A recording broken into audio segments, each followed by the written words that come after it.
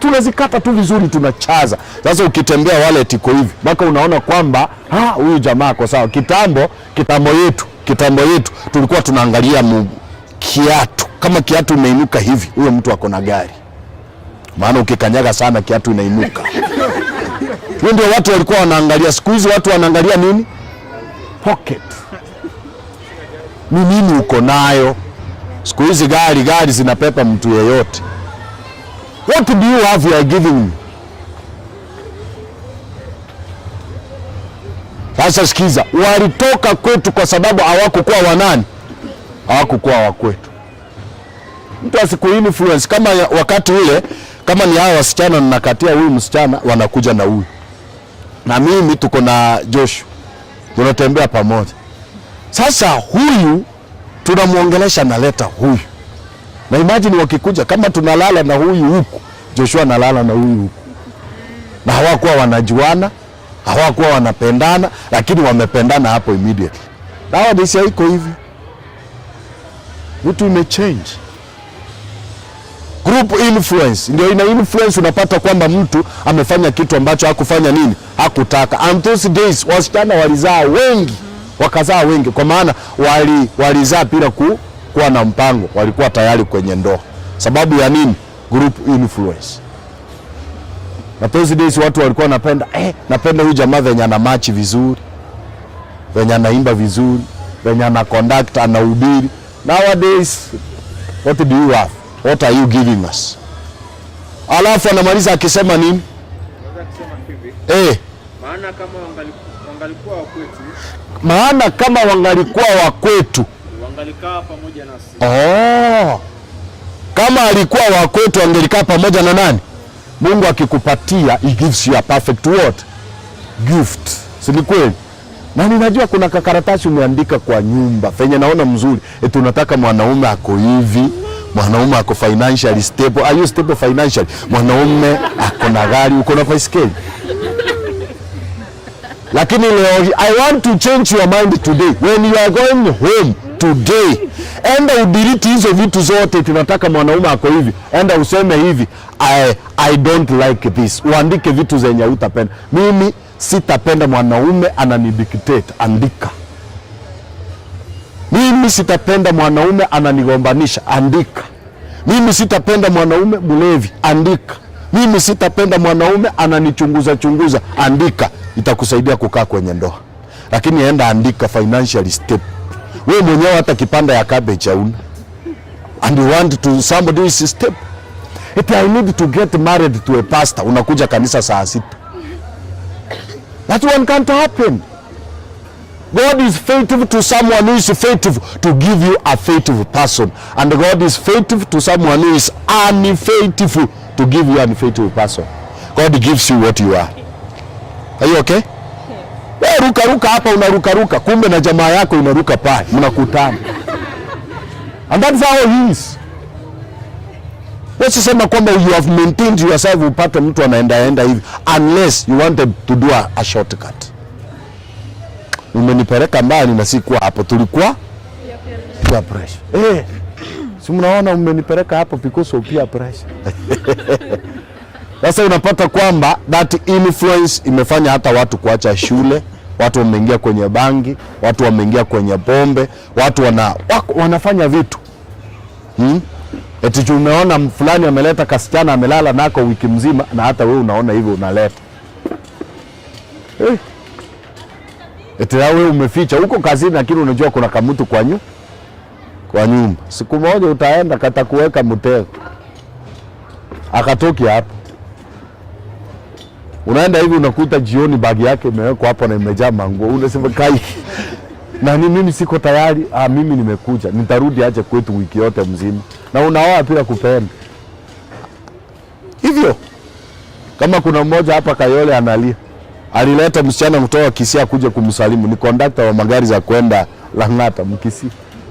Alileta msichana akakuja kumsalimia Kayole. Kumbe msichana amejipanga na nguo. Akaficha. Akakuja akamsalimu siku ya pili, siku ya tatu. Wiki inaenda kuisha. Jamaa anakuja anapata nguo zimeanikwa mingi. Akamuuliza leo ni nani ameanika nguo kwa kamba yetu? Kamwambia si ni zangu. kwani uko na plan gani? Kamuuliza, kwani wewe ulikuwa na plan gani? Jamaa analia, anaenda kuambia jamaa mwingine ati nani, kuja haki unisaidie atoke kwa nyumba. Wakati mliitana nilikuwa kaeni, si unampenda? Ndio maana tunasema hivi, don't date somebody whom you don't love. Are we together? Atakutia mimba na hata ukimwangalia unasema haki nitaambia watu aje. Date somebody whom you love. Hata ukiambiwa kwamba olewa na yeye utafanya nini? Utamuoa na utaolewa. Comfortably mnatembea na yeye kwa barabara. Si yule unamwambia enda, nitakufuata. Tutakutana. Are we together?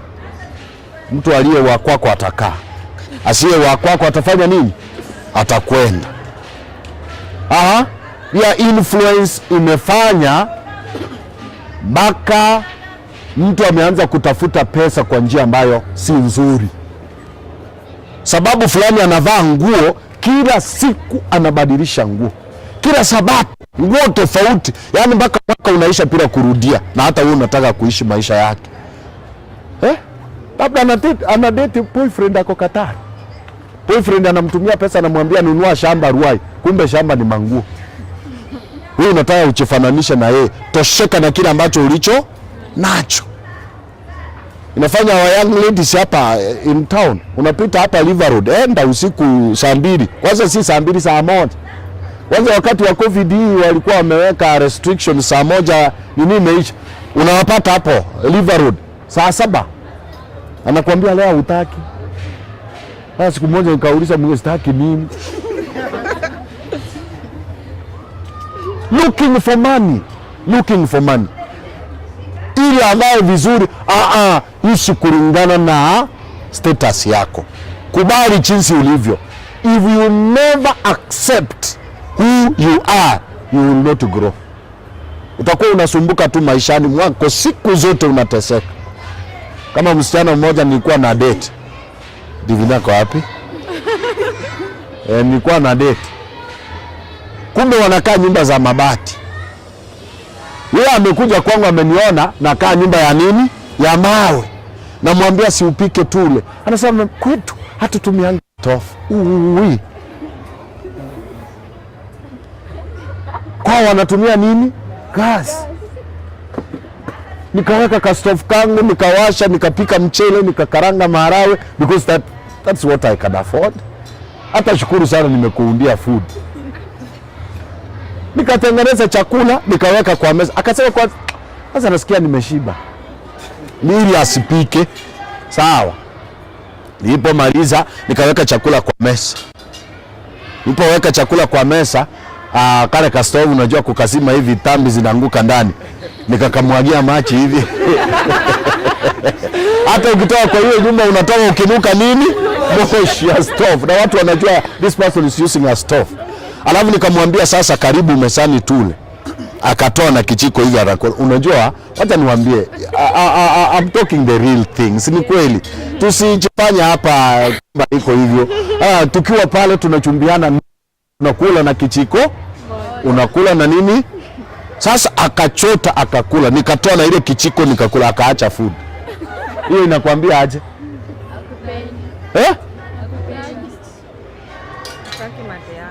Hataki mate yangu. Ni hii mate anataka. Sasa nikamwangalia nikasema anyway ni sawa. Siku moja akaniandikia text kwamba mimi ni mgonjwa. Nikasema wacha niende kwao. Kufika kwa mlango hivi nikamwambia kwamba niko hapa kwa mlango. Mahali alinielezea. Niko hapa kwa mlango, nimekuja kukuona. Siko hapo. Aunti yangu amenituma town. Saa hii uko wapi? Niko Avia Center nini. Hauko unasikia mbaya sana. Sikuwa nasikia vibaya. Kanyamaza. Nikamuuliza bado uko town na kungoja?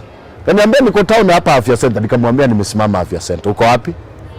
Kaniambia aunti yangu ameniambia ni mdrive kwenda Mbagathi. Saa ngapi? Lakini niliposema nikasema huyu mtu yuko kwa nyumba. Nikakuja tu bila kumwambia, nikamwambia basi nimeenda home, wish all the best. Alinipata kwa mlango yao nikimwambia kufungua kitambaa hivi akanikuta ni mimi. Kaniambia karibu. Hivi ndio tunaishi. Hata tulitoka main house hapa, tunakaa tu, kuna hiyo nyumba inafanywa renovation halafu turudi huko. Huyo ni mtu ako contented na maisha yake? Hamna. Alafu sasa to make the matter worse, nikaona ni mtu ambaye ninapomuuliza umesoma umefika wapi, ananiambia mimi nilisoma hata nimefanya doctorate in Uganda. Nikapata kibarua mahali, nikamwambia leta your papers nipeleke, zilikosa. Nikamwambia tell me the truth, kama hukufanya form 4 niambie, I'm willing to help you. Nikamwambia enda pale Chachami usome. Akaingia form 4, akafanya mtihani. Kumbe yule mtu nimemuintroduce kwake, at least amsaidie kumsupport ni nini. Karamba safi.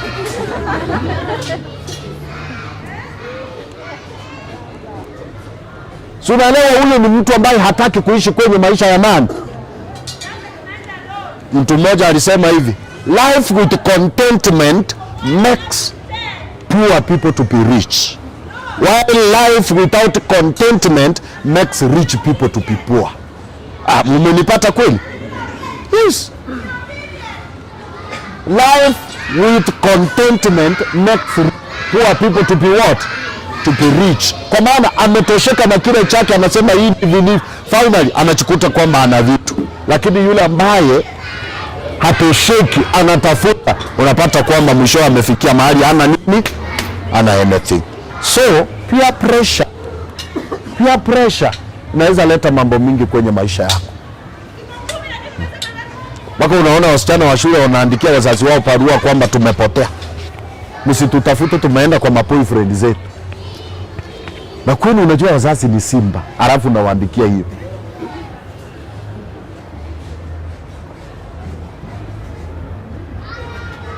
Let not somebody influence you negatively. Be influenced positively on doing something. Tumeelewana? On doing what? Something. I like telling people, wakati nimegundua kitu tu kazuri hivi, I want to tell people wenye wanafanya nini, wanasaidika. Labda kuna mtu hapa alifika form 4 na hana namna, na anataka kwenda kufanya kufanya plumbing, lakini hana namna. Si ni kweli wapo? Wewe nione, utafundishwa free na utafunguliwa biashara. Nione kwa ofisi yangu, nitakwambia unafundishwa free. Na ukitaka kufungua sharon yako, wanakuja wana-assist, wanaangalia, wanakufungulia sharon yako na unaendelea.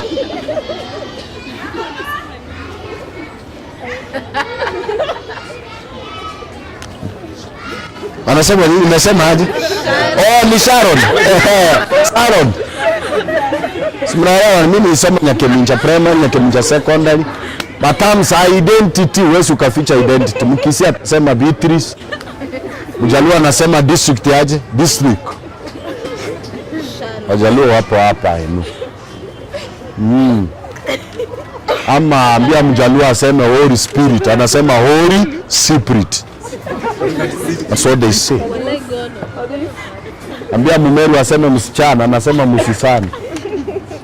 Identity huwezi ukaficha. You cannot hide identity. So hao watu wapo, they can take you to school. Kama mko hapa hivyo, watu hao mnataka hivyo, kaeni kundi ya watu 10 mkuje kwangu niwapeleke. I will take you free of charge. I don't need anything. I'll take you. Na mtaenda msaidike. You come and thank me later. Na ukileta grupu mingi kutoka hapa, watu wengi, unakuwa regional manager. You earn 70,200 free. Yaani hivi vitu iko hapi, lakini hatujui. Iko, wewe utembei. Unakaa hapa ukinunulia chips pale juu na KDF, unaona maisha ni hivyo. Fungua, chomoa hivyo, utaona things will change. Mambo ya peer pressure nimegusia hiyo kidogo, wacha niachie hapo. Tulikuwa tunazungumzia nini? Stress management. Thank you. Ni nini inaleta stress? What is stress? Stress kwa Kiswahili ni msongo wa nini? Mawazo. What is stress? Yes, brother.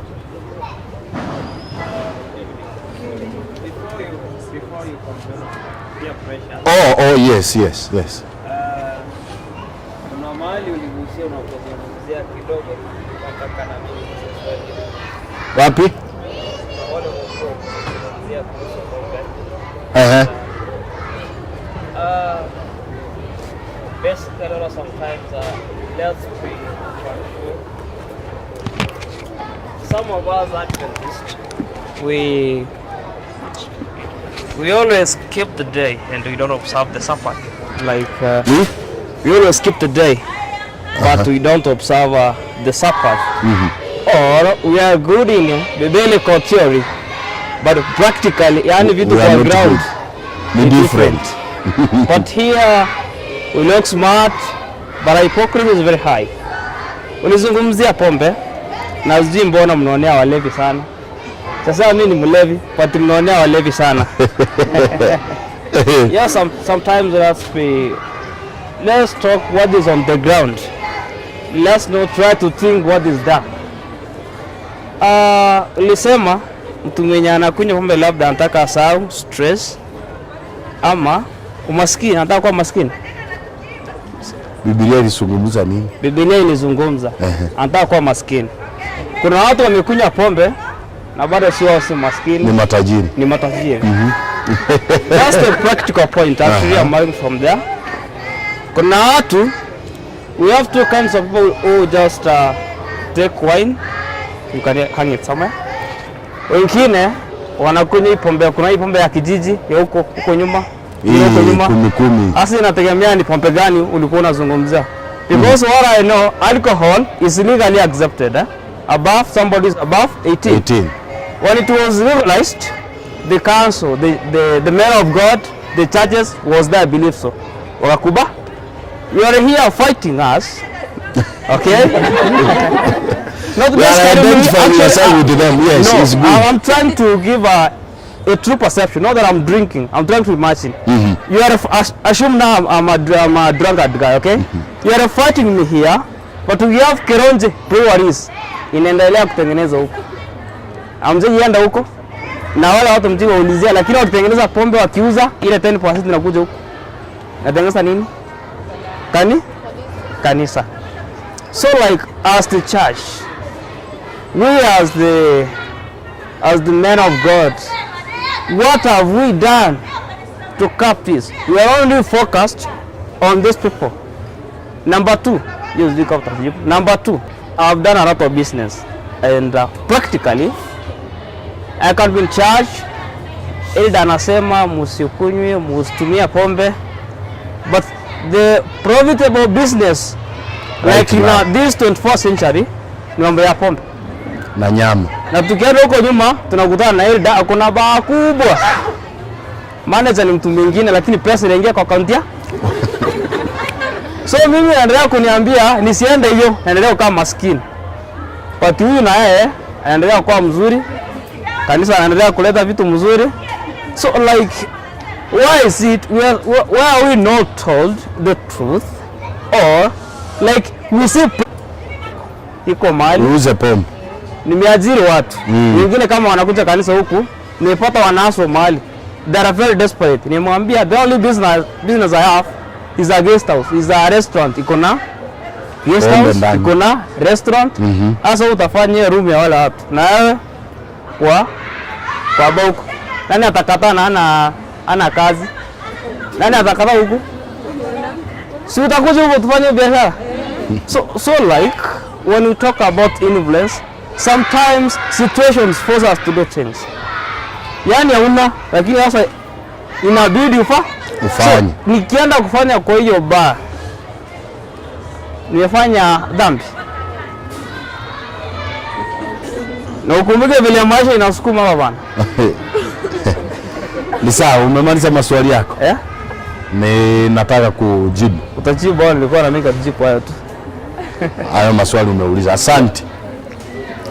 Thank you. Ameuliza maswali ambayo yapo na those are the things ziko on the ground na zinafanyika. We have so many of us we are sales representatives of Kenya breweries. Na tunaenda everywhere tunawaambia pombe Prisna ni nzuri, Tusker ni nzuri, and we tell them what is there. Na huyo mtu ukimwambia kwamba acha hiyo kazi ni dhambi, anakuambia then give me what to eat. Mimi anatoa alternative. Mimi sikunywangi pombe, mimi nauza. Yes, there is advice hata dada White anatupatia, jobs which we need to do and jobs a Christian should not do what? Do. We are being advised. Na ndio maana yeye ana insist, anasema kwamba Mkristo ambaye yumo ndani ya Yesu Kristo, there is other things that you will keep off from them. Yes, situation imekusukuma mpaka imekufikisha hapo. Where is your trust? Yes, wengine wanasema kwamba pastor, nikuwe na trust na nyumba nimekosa kulipa. Nikuwe na trust. Sasa nitafanya aje? Na hiyo ndio kazi nimepata. Nimesomea sales management, nimepata kazi PAT na market sigara. Ama nimepata kazi ama na engineer, mimi ndio na mix hizo chemicals zinatengeneza nini? Sigara, na ninaleta kuuza. Hizo ndio wanasema kwamba challenges facing young people in this period, hii wakati. Kwa maana imefika mahali kijana anasema kazi ni kazi, nitafanya vile wenyewe wanafanya nini nataka. Kwenda kuwaki na kupeana hivyo, yes you are not taking, but that is wrong. That is sin. That is sin. Wewe umeuza, si ni kweli? Yes, inasema amelaniwa yeye anayempa kileo mwenzake. Amelaniwa kwa maana umemuuzia.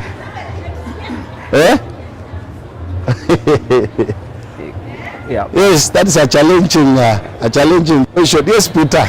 I think this guy has awakened my mind a little. Because sometimes when we define religion, it's a crucifixion of human thoughts. It makes them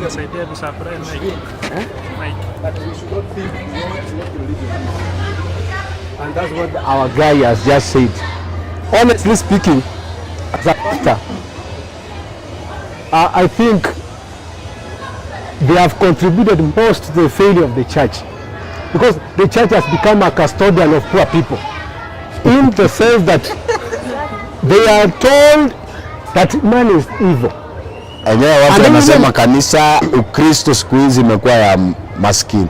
Matajiri they don't come. Who put such messages, who stress upon those messages, that the people who acquired money illegally, now they are able, they stress those whom they are ruling, you see.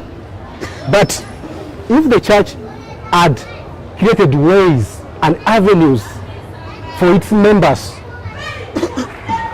so that if we bribed this, then we come with solution A or a solution B. But you expect us to do something on Sabbath. This guy has not labored the whole week. Look at the deterioration of the church now. I have not labored because of fearing that the Sabbath, I'll break the Sabbath, I'll skip that job if an opportunity comes, isn't it? I not work in a bar because I fear the Lord. That's religion. But at the end of the week, I have nothing to offer to the Lord. I have nothing to eat. What next comes to my mind? If the devil's workshop, after being idle, I would let you go free.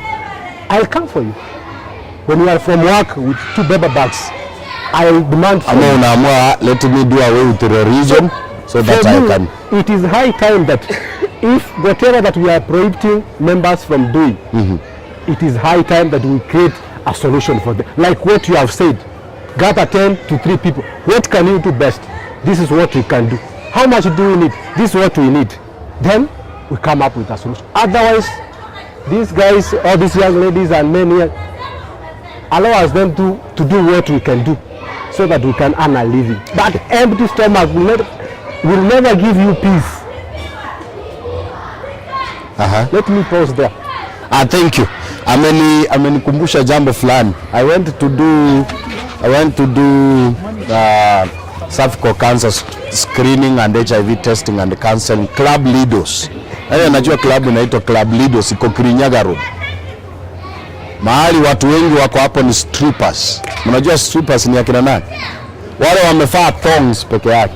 Inaitwa thong, ama anaweza ongea kitu Naweza ongea kitu, unajua nyinyi mnacheka ndani ya mask na sijui. Kumbe nimeongea kitu mbaya.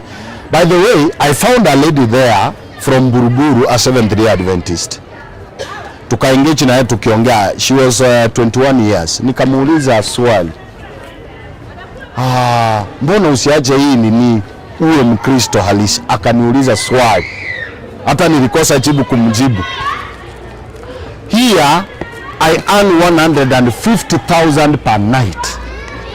If I leave this job na nikuje kanisa, will you pay me 150,000? Utampatia jibu gani? I can't. And by the way, kama kuna kanisa ambayo imefail its members, Seventh-day Adventist. Ndio maana mimi nasema nitasoma nimalize, but no one will employ me as a pastor because of frustrations. These people we are seeing outside here, bad people, and tunaambia watu kwamba msifanye hivi. Who are taking this alcohol? They are the people owning supermarkets and we are working there. There are people owning banks. There are people owning this and this. We are not creating avenues for them. Kama chuzi tu nimeenda kule Kisii. Nimeweka vijana pamoja, vijana 1,000. Tunataka kufungua kampuni ya maji. Tumepata mtu mzungu wa kuja kudrill maji atufungulie kampuni. Because nimeona vijana tunapokuja pamoja tunasema tunataka kutoa pesa, mazishi imekuwa. Imagine baka mtu baka tunasema kwamba basi if you have only 20 bob give. Na imagine baka inakosa. Mtu anaingia kwa nini yako anakuambia pastor for sure I don't have even that 20 bob. So nikaona how can I help these young people because they will walk out of the church. Sasa tumepata hiyo. Do you know what happened?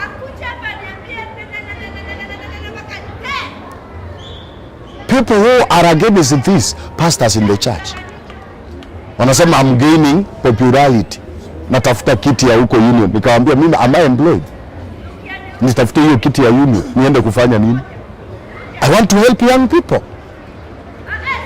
Baka nimesema sasa wacha nipeleke ni drill kwangu kwa nyumba kwa plot ni drill hapo nifungue kampuni hapo. These young people to work there at least to earn a living. Yes, we are preaching. By the way, I need to change my preaching. Today, as from today. Yes, as from now. I will change. I will change. By the way, these are the new tactics we are looking for to change. Kama sasa hivi, we are talking about hatred in the church of God. Tunakosana, lakini enda kwa walevi wanapendana. Do you know that Peter weka mkono chini. Do you know that unaweza kujia Mkristo unamwambia mimi ni mgonjwa Joshua, help me to get something to pay ili nitibiwe. Atakwambia sina. Lakini ukifa anasema anapost anasema we are so sorry to lose Pastor Joel Nyangoka. We are so sorry. As for me, naomba kusimamia jeneza. Unaona? Lakini enda kwa mlevi. Namwambia kwangu hakuna chakula. Anakuambia kunywa hii kwanza nimekununulia chakula nitakupatia utaenda naye. And that person gives you. The love we had in the church, it has moved to what? I think we should do something. When we are preaching to these people, they have come to church, we should give them something in return. What they are supposed. Ndio maana hizi kanisa zime nini? Kama Lucy Natasha anawahubiria walevi, akiwaleta kanisani anawaweka paunza. Somebody is earning money. Huyo mtu atarudi kwa ulevi. Hapo umeita mtu, umemweka mwalimu wa leso. And you are not paying anything. Ile hali kwa zini kuna nafasi ambayo unayofanya nini? Unayoiona. Our young people are here doing security. And they are working even up to what? The Sabbath.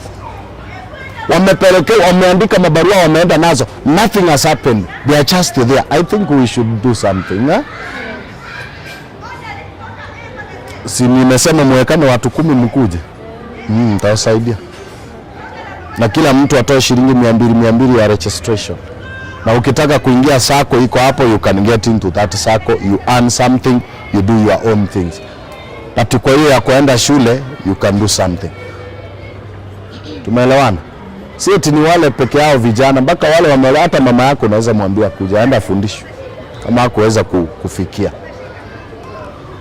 Hey, today you have given me a challenge. Unajua mara nyingi huwa tunaambia watu hivi na hivi na hivi. Kumbe ni vitu ni tofauti.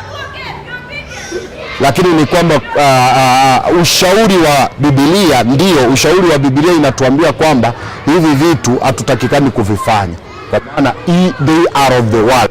Ndio maana tunaambiwa kwamba tokeni Babeli, tokeni Babeli. Lakini vijana wananyamaza tu, wanakuangalia tokeni Babeli, na anaendelea kufanya kazi yake. Mara nyingi huwa naambia mtu, kama mtu ananiambia sipati nafasi ya siku ya Sabato hii na hii na hii na hii, namwambia what you can do this and this, ili uweze kusaidika upumzike Sabato vile unavyotaka. Kama kuna mama mmoja nakumbuka anaitwa Rachel, anakaa kule somewhere Q. Alikuja akasema kwamba anasumbuliwa Sabato, kila siku Sabato aende afanye kazi, lakini hataki. Tulishauriana na yeye. She is the lady supplying mitumba in Gekomba. Anaangusha trailer hapo Gekomba, na anaenda Sabato vile anavyotaka. Ni kweli. Lakini tena ukienda kwake unapata watu wameemploy hapo wanavuta sigara. Ona haja employ wa Adventista ili wapumzike Sabato. Anyway, it's a challenge to us. On the ground things are not what vile tunavyofikiria. We need to tell people practical life vile ilivyo. Sasa hiyo point tumeisungumzia mpaka imeisha, tuchasungumzia stress management. Wow. Kwa mtu akona jambo kwa hilo jambo, nimepost tu hapo, nimesema I never knew about this. Yes. Omo ulikuwa unachiegeme. Yes, my brother. Still I'm giving you a challenge. Just continue giving. We like challenges. If I don't like challenges, I will stop coming to this church. This joker is an aspirant for a member of parliament. MCA. In this ward. Okay? Huyu ndo anawania kiti cha MCA. Around here now, in the big table, mimi niko na pesa. Cause naona huyu jamaa anaweza chukua, I will invest my 500,000 to this guy. Okay? Ama nimwambie gari zote naweka mafuta. Na huyo amwambie hizo poster zote mimi ndo na print. Kila mtu some 5 guys. Okay? Na nimwambie on top of that, every week I will be sending you 200,000, unapea watu wengine unga. Yaani mkimwona mkuja 100. Okay? Iko party nzuri, mumchague kama nini kiongozi. Na mimi nilikuwa elder wa church na nilikuwa nampea pesa. Amechukua akona ofisi yake sijui huko juu.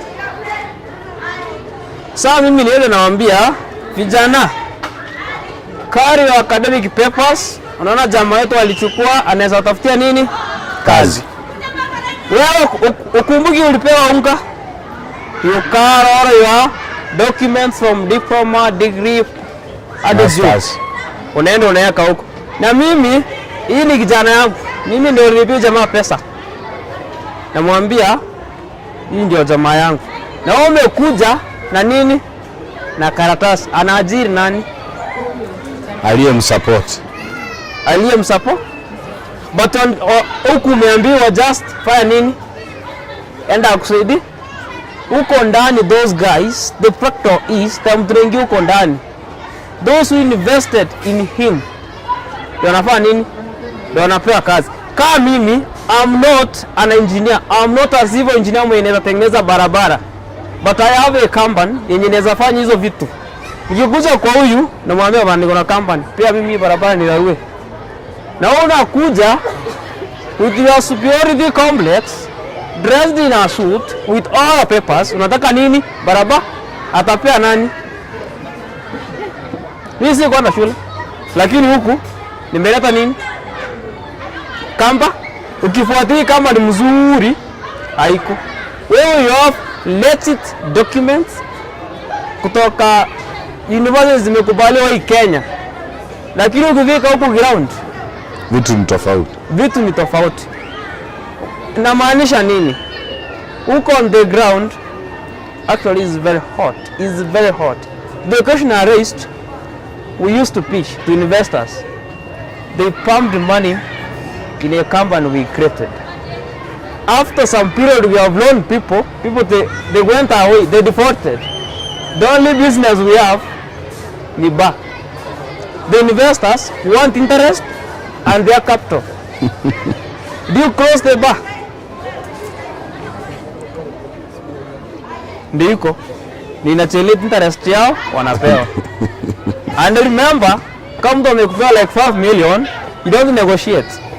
If there is no money, you say that you receive a bullet because yeye anaweza kuwa licensed naye. Ni yule mtu ambaye ukishika ukichukua station akwanza hali huko, umeleta huyu sawa enda, huyo anaambiwa ndo kuze kesho. Lakini ukiingia huko hadi kotini. So like I have only this business, unasukumwa, I'm in dilemma. Sasa nilimuuliza, am I supposed to close the business? Then nikuje kanisa, I follow the footsteps of Jesus Christ. But vile natoka huku tu, vile nafika huko stress inaanzia hapo. So like I know that I'm actually like naambia vibaya. I do say sometimes our educational system in Kenya is like a pyramid scheme. Like we are half-baked. Yani tulipikwa nusu. So when you come to the ground, you usually get confused. We were not prepared in a way that ukikuja like imanisha tuko nayo kama watu wote hapa tuko campus 100%, 98% anafikiria the way he or should be employed. 2% bila ta create nini? Saa toka huko. Tunakutana hapo bwana. Ground inakaa hot. So let the church, the church, through help itusaidie telling us the really life situations. Biblia itunaona, then we bring this to a real life situation that hii ndio iko, and this what we are expecting is, for example, when you are informed to mwalimu wa business anakwambia, if you want to be rich, be an entrepreneur, be a risk taker, have 100 bob, you open a small shop, you sell 2 eggs, you will be rich. Ukiangalia mtu anakuambia he is not rich. Why can't you be rich first? Okay, then I be rich. Ni kama mtu anauza kitabu kwa street imeandikwa how to be a millionaire. Yes. Na yeye anauza hapo kwa kitabu. Like it means the teacher is not understanding what is teaching. Is good in theory, not practical. So ukikuja na theory yako ile yenye alikupea, ukianza kuuza mayai, uko na mayai hii boiro, uko na mayai 10, kitambo vile utoe mkiwa 3. So umekula faida without knowing. Anyway, acha niaje huko. Thank you. That's a nice eye opener. We needed to do something. We might be having ideas, but because of top leadership, we cannot excel at all. We cannot excel. Hata jana siku kuna wakati niliuliza, sijui ni Makongeni ama ni wapi, niliuliza our Seventh-day Adventist cannot own a supermarket. Sure. Cannot own a supermarket. You know, the charge. Haiwezi ka own bank. Tunangoja kuenda ku withdraw pesa on Monday. On Sunday they are supposed to be working. Na sisi tuwe kazini. Yeah. We cannot own big hotels in town. Ukitafuta Adventist hotel ni lap. Huko inaitanga aje? Inaitwa aje? Ile iko Malindi. Sijui inaitwa aje? Iko resort iko Malindi. there. But angalia Catholics what they own. Mpaka sasa hivi we are going Hell's Gate, we are going Heaven's Gate, we are going Comarox Hills kule kwa conferences za Catholic wamejenga, tunaenda kufanya maombi huko.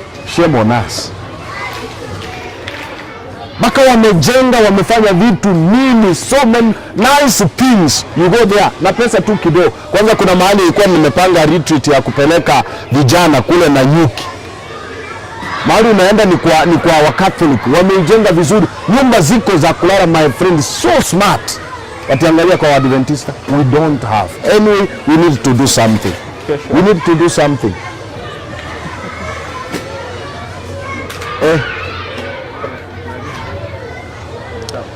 God will change leadership one time, one day, things will change. Sasa hivi ni sisi tumekuwa tuna own Quickmart.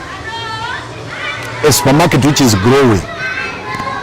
Iko Kisii, iko kila mahali, iko kila mahali, iko kila mahali. Adventista tungekuwa tunafanya kazi kule. Adventista, they own farms in town, so many farms, but they cannot employ you because they are taking corruption. They will not employ you. You know what they are doing. Hata angalia hii kampuni inaitwa Tropical. Hii inatengeneza chili, tomatoes hizi. Siko hapa Lungalunga. That's for Adventist. Lakini enda leo Sabato inafanya kazi. It's working. How many matatus of Seventh-day Adventists siko kwa barabara? And yet we are in the church telling people respect the Sabbath. But they are doing what? They are working. Ni wangapi wameachiri watu? Pombe inapikwa, yeye yuko kanisani. Pombe inauzwa. Jioni analetewa hesabu, leo tumeuza 40,000. Mlitengeneza mitungi ngapi? 20. Na hapa amesema msikunywe po. We need to do something. That is great. That is great. We need to prepare something. How can we help our young people? How can we help our young people? There's a lot we can do.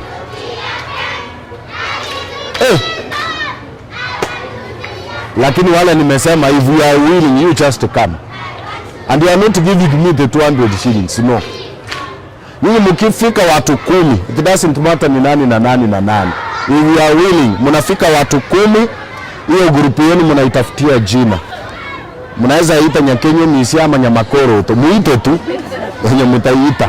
Mkishaita, kila mtu atatoa shilingi 200 ya kwenda kuwafanyia registration. Alafu utachagua kosi ambayo unayota. Lakini kama ni computer you will pay for yourselves. Lakini kama ni plumbing, mechanic, air and beauty, tailoring, hiyo iko sponsored. Hivyo, per month you will be giving 100 shillings. Per month you will be giving what? 100 shillings. Na ukiwa mgonjwa unatibiwa kwa hospitali yao free. Tumeelewana? Na kama wakiona kwamba wewe ni mtu ambaye unayetaka masomo, wanaweza kupeleka hata university, but the goodness with them, wanaona course ambayo inakuwa offered in Emirates ama Dubai, wanakupeleka huko, they pay everything. Unasoma unamaliza, they can employ you or you can employ yourself. Are we together? Yes. Yes. So endeni muongee nyinyi wenyewe, mkiona si mzuri muache. Sawa, muache tu ilale hivi. Lakini mkiona ni mzuri, you say combine yourself in a group of what? In a group of 10 people. Mniambie hata kesho niwaletee form, mchaze, siende, muanze kupata the benefits. Wewe anza kuangalia ni nani na nani mnaelewana. Kwani mnataka nipeleke Kisii kabla niwaletee nyinyi? We need to do something. Naona our time imeisha na tulikuwa tusungumzie. By the way, ulisema about self what? Kujidepend wewe mwenyewe. You depend yourself. Yes, Joel, I'm employed, but I'm not depending on that employment money. I'm not depending there. Sasa hivi naangalia what can I do to get money, because sasa hivi nikitoa tu 1000 hivi, wacha kwanza nikitoa tu 1000 asubuhi napea mama hivi, namwambia kwamba hii nini, unarudi saa 7 unapata kuna shilingi 400. Imeenda wapi? Nimenunua pamba za mtoto, nimenunua maji, nimenunua. So 1000 is useless. What about you? And you are earning nothing. You earn nothing. Kama mtu ambaye ameajiriwa kazi analia, what about somebody who has nothing? Ndio maana tutazidi kukaa kwa wazazi, tukae kwa wazazi mpaka tukue stable, of which hatujui tutakuwa stable on when. Hatujui. We need more entrepreneurship topics on how to handle ourselves in this present what? Present time. We need it.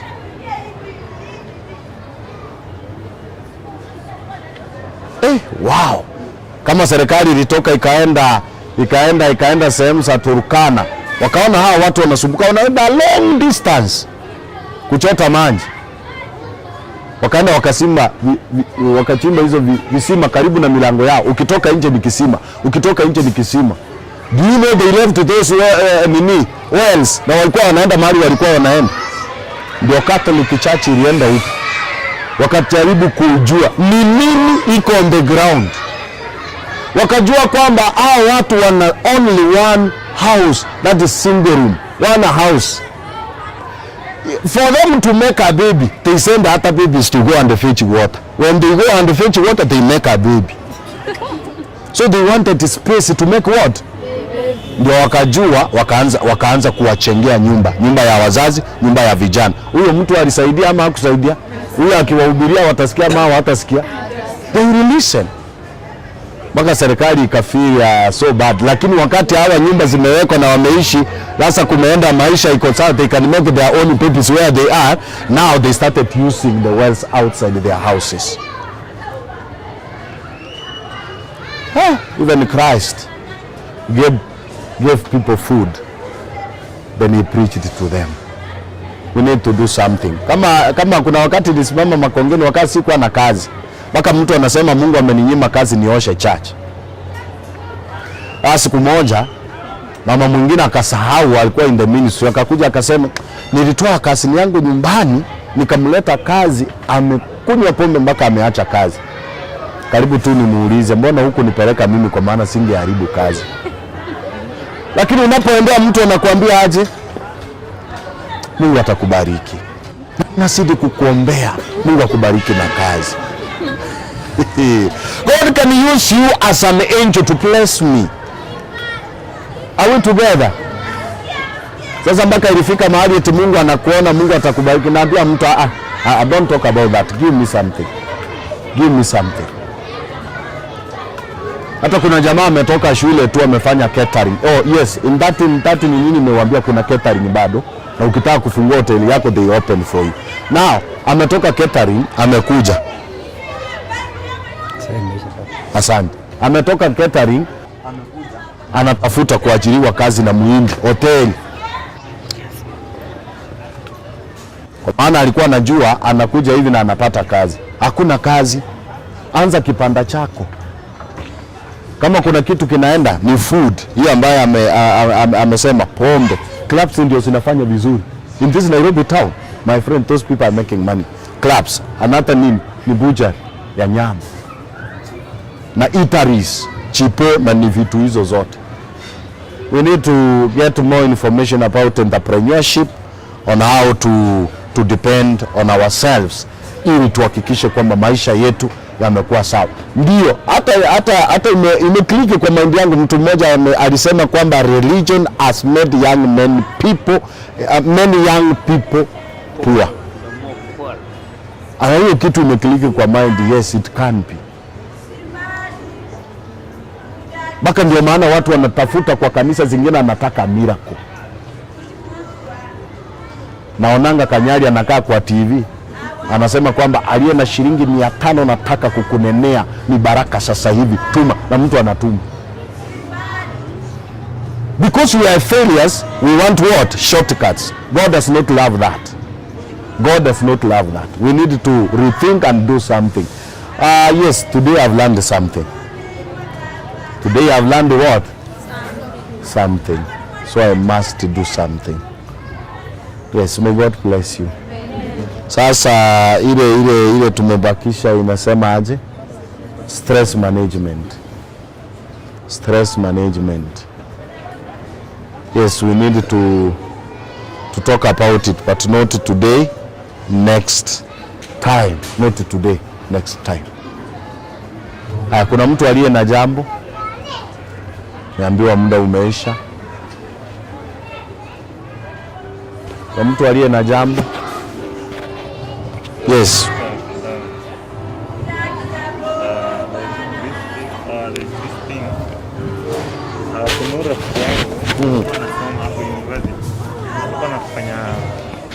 Can you use this? Just to talk. Ongea tu.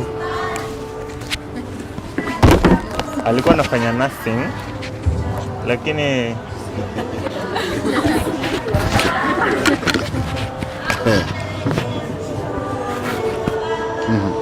yes, alikuwa anafanya nothing lakini kuna rafiki yangu alikuwa anafanya nothing, alikuwa anasomea course ya nothing, lakini sasa akifika katikati akasema hataendelea na nothing, lakini sasa akasema ataenda afanye ministry, asijue afanye ministry mambo na injili. Na hiyo sasa ukisema religion kuna vile imenini, sasa itakuwaje? Sawa, hatujakatazwa kwamba tusifanye kazi, hatujakatazwa. Hata unapoangalia katika vitabu anasema kwamba watu ambao wamesomea physics, wamesomea biology, wamesoma sciences, use those knowledge to bring men into what? Into the kingdom of God. You can open your own hospital, so you are working. Hatujakatazwa tusifanye, na kama unataka kwenda injili wewe enda, because ukiemployiwa as a pastor you earn. Si ni kweli? You are working, you earn. Kuna vile imefanya watu kuwa idol, kwamba nitaenda niombewe, nitaenda nifanyiwe hivi, nitaenda nifanye hivi. Ndio maana unaona sasa hivi watu wanang'ang'ana kufungua makanisa. To get what? To get money. They have exploited so many people to get money. Na ndio wanapata. Unaona watu wanafanya ukora, tufanye mdomo hivi nilikuombea ikarudi hivi. It's the name of getting what? The name of getting money. Ndio maana hata preaching zimejaa ndani ya magari. Watu wanao preach. Yes, there are those people who are preaching the right gospel, but they are preaching because they want something. Unaona? Yes. So sema mtu asifanye kazi. Kabla huyo aliacha nursing akaenda injili, realize kwamba passion yake si hapa. And by the way, there is a guy in Makongeni anaitwa Nimrod. Aliacha nursing akaambia baba yake imetosha. Sasa yeye ako na Uber ndiye anaendesha. Kwa sasa ukimuuliza anakuambia I'm okay with it. That's what I can do and get a living. Because anasema kwamba like Sundays he can make 10,000. Sundays he can make 1,000 na gari yake. 10,000 na gari yake. Weekdays ana make 5,000, 6,000. Huyo mtu utamwambia aende nasi? I think Marekani ndio wanajua what they are supposed to do with their kids. Kwa maana kule wana identify talent ya mtoto niga na passion yake iko wapi. Ndio anafanya hiyo kitu hivyo. Na kama mtu anasema mimi nataka kuwa daktari, wanampeleka kwanza Kenyatta mochari. Kwanza wewe unasema unataka udaktari, upelekwe kwanza Kenyatta mochari. Ukiangalia maiti hivi unasema sikuwa nataka nursing, nataka teaching. In order to realize your passion and what you want to do.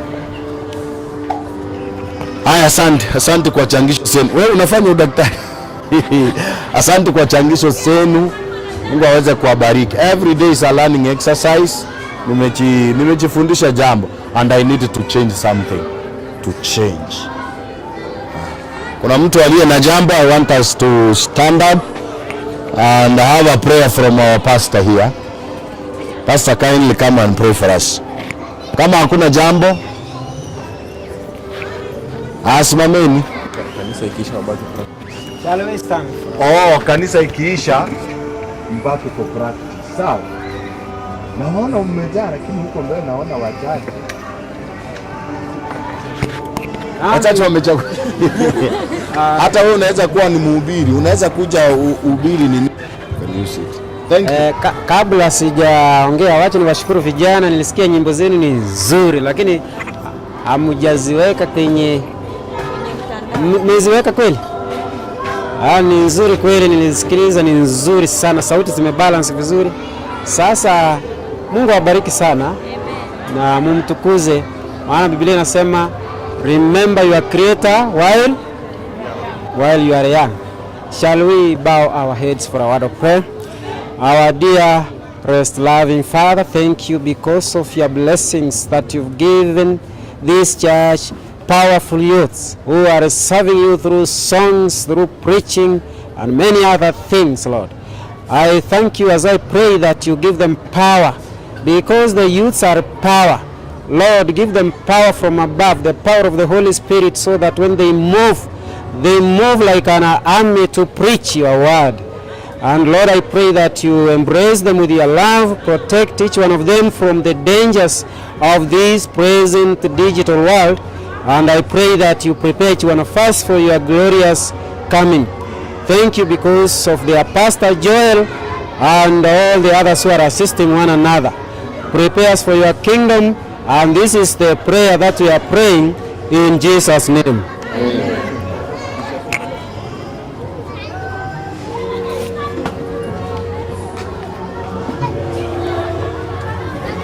Oh, ni kamera 1, 2, 3, 4.